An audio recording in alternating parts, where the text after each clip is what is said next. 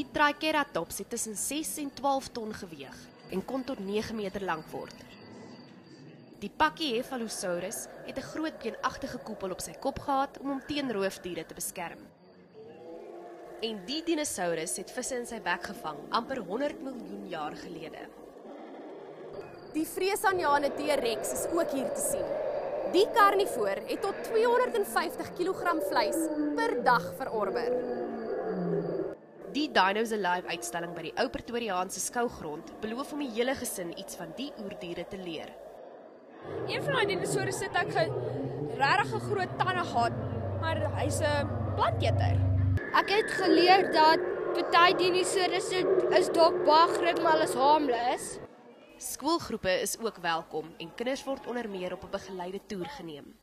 Hulle kan selfs op van die diere se rug klim vir 'n pretrit.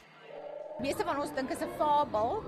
Ek self het eintlik besef hoeveel interessante inligting daar is en ek dink nie noodwendig is reeds vir net vir kinders. Die uitstalling duur tot volgende Saterdag en skuif in Junie na Bloemfontein. Carla Coetzee, Unies, Pretoria.